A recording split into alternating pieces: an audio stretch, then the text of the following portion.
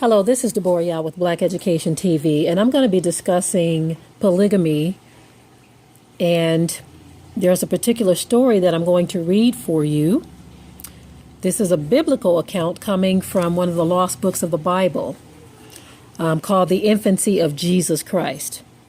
Of course, we know that it is Yahusha, that is the name, but you're not going to find it under that. The book, they've titled it The Infancy of Jesus Christ. It's talking about early years of the Messiah, from the time Mary was pregnant with him and the earlier years. Okay? This is why it's referred to as the infancy of Jesus Christ. But there's an account in here that kind of confirms what many already believe and examples of what have already been stated in Scripture. But this is one of the most drastic accounts that I've seen that actually gives a major black eye to polygamy. It shows it in a light that is not favorable at all. And what we're trying to do, we understand the argument that is made constantly, which is why we always state that we cannot say that polygamy in and of itself is not biblical. We can't state that. It has been shown that polygamy was practiced in our culture. We know this. We say it all the time. And what I find funny is every time we do a video covering this subject, people are always in the comment section saying, well, you got to understand that this was a part of our culture. And we're saying it very clear in the video that we know this. You see, that's not going to change the narrative of what is actually happening. But this is just something for the sisters to think about, because we know the brothers are the ones fighting the hardest for it. And we do from time to time get sisters who come with their anger and they want to say this, that, and the other about those who speak on the subject of polygamy. They want to say certain things as to make it seem as if you're unrighteous for not wanting to promote the lifestyle. But I'm going to read this account that happened. It's in the 10th chapter of The Infancy of Jesus Christ, one of the lost books of the Bible. And this right here should cause anyone to think and to pause before jumping into such a lifestyle, especially with the mindset of the brothers today.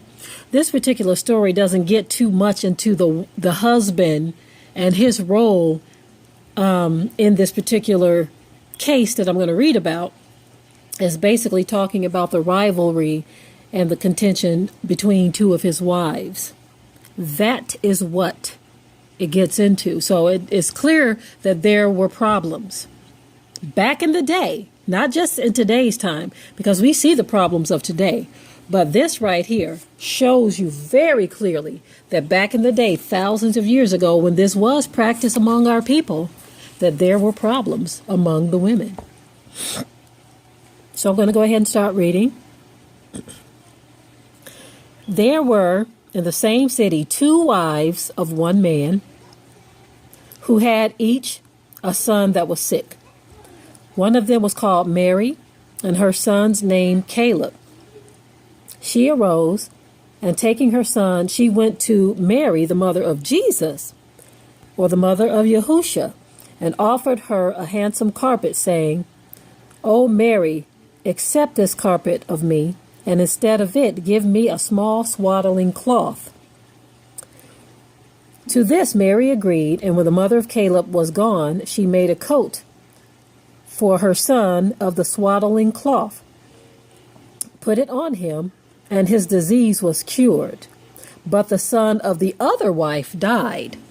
Just to bring you all up to speed, in previous chapters of this book, it talked about how Mary, the mother of Jesus, or Yahusha, wrapped him in swaddling clothes, and how people would be healed from his clothes. She would allow people to get pieces of his clothes or be washed or dipped in his water for healing, water that he was bathed in. In this particular case, the mother of Caleb, which her name was Mary too, she asked for a piece of the cloth that Yahusha was wrapped in, so that she can wrap her sick son in that same cloth. And so that is what took place. Okay, hereupon there arose between them a difference in doing the business of the family by turns each week. talking about the two wives now. Okay. And when the turn of Mary, the mother of Caleb, came, and she was heating the oven to bake bread, and went away to fetch the meal, she left her son Caleb by the oven, whom the other wife, her rival, seeing to be by himself, saw that the son was by himself, took him and cast him into the oven, which was very hot. And then she walked away. Now Mary, on her return, she saw that her son Caleb was lying in the middle of the oven laughing, and that the oven was quite cold, as though it had not been heated before. But she knew that her rival, the other wife, had thrown him into the fire. When she took him out, she brought him to Mary, the mother of Yahusha, and told her the story, to whom she replied, "Be quiet. I am concerned lest thou shouldest make this matter known." So Mary, the mother of Jesus, or the mother of Yahusha, told her to be quiet. Don't make this matter known. Just be quiet about it. Okay. Now after this, her rival, the other wife, as she was drawing water at the well, she saw Caleb playing by the well, and that no one else was near. She took him and she threw him into the well. Now let me back up for a minute here, y'all.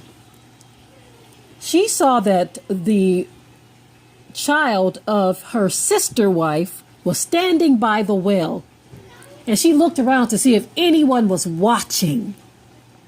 And when she saw that nobody was near, she threw the boy into the well. Get this. This is a woman who's supposed to be a nurturing mother. She lost her own child to a sickness because she didn't have the foresight to take him to Mary, the mother of Yahusha. So her child died, which was very tragic, right? But she decided to take it out on her husband's other wife, whose son survived his sickness. So she looked around to make sure nobody was watching, and she picked up the boy and threw him into the well. So now let me continue reading. And when some men came to fetch water from the well, they saw the boy sitting on the superfices of the water, and drew him out with a rope, and were exceedingly surprised at the child, and praised Yah. You see, they were surprised that he survived a fall into the well, and that he was sitting pretty much on the surface of the water. They were surprised and shocked to see this. Okay. Then came, I'll continue reading now. Then came the mother and took him and carried him to Mary, the mother of Yahusha again, lamenting and crying and saying, "Oh, my lady, see what my rival have done to my son, and how she cast him into the well. And I do not question, but one time or other she will be the occasion of his death." So Mary, the mother of Yahusha, or the mother of Jesus, or the mother of Yahusha. I'm saying Jesus because when you look up this book, it's going to say the infancy of Jesus, okay, for those of you who will look up this book. So Mary replied, I'm reading again. Mary replied to her, "Elohim, or God, will vindicate your injured cause. He will be the judge in this situation." Accordingly, a few days after, when the other wife came to the well to draw water, her foot got tangled up in the rope, so that she fell head first into the well, and they who ran to her assistance found that her skull was cracked open, was broken, and that her bones were bruised. So she came to a bad end, and in her was fulfilled the saying of the author, that they who dig a ditch, or they that dig a well, and made it deep, but fell into it themselves, into the pit which they prepared. There's a saying that says, if you dig a ditch, you're going to be the one who falls into that ditch, because you laid that trap and that snare to someone else. Okay, I'm finished reading now, so now I'm back into my commentary. But there's an old saying that states that. And so as you see, this was one cold-blooded rivalry between sister wives, or wives of one man, where this man had two wives who were in contention with one another. More so one against the other, because the first one didn't seem to have that same type of feeling. But you had this bitter wife who was so cold-hearted, so jealous, and so evil in her heart that she was willing to kill the child of her husband's other wife. That's some cold-blooded stuff right there. Now, in today's time, we see some tripped out battles among women, period. And I'm talking about not people who consider themselves to be wise, but you know how before our people came into their culture, they were already doing this multiple wife thing in a sense, where you would have a man who would have a family over here on the east side, on the west side, north side, south side. And some men were planting their seed all over the United States. You see? And some of these women, like if they're in the same area, would encounter each other. And these encounters sometimes resulted in fights between the women. The man sits there on his high horse, in some cases, not even trying to intervene one way or another. But these women are fighting each other, scratching and gouging out eyes, doing all kinds of things. And so this is just a rerun of what has already been taking place. From this biblical account that I just read to you, how these two women both had sons. One son died, the other survived. And the woman of the son who died was so cold-blooded that she thought it was okay to try and kill her sister wife's son. But in the process, vengeance was granted. The Most High says, vengeance is mine. In the process of her trying to do this, her own life was taken.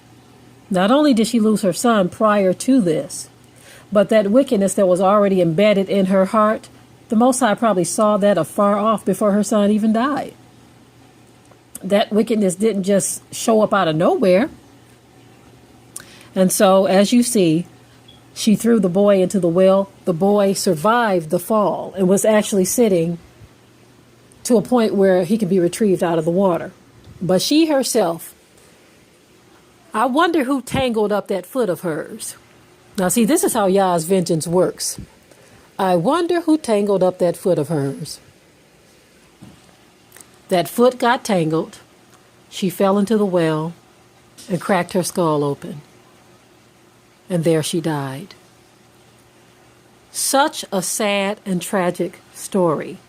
But I wanted to share that story with you all so that you can understand, family, that these instances in modern times where you see men trying to gather all these wives for various reasons, many of them end in disaster for various reasons. Because these men are not always seeking Yah. And with that, I will say shalom.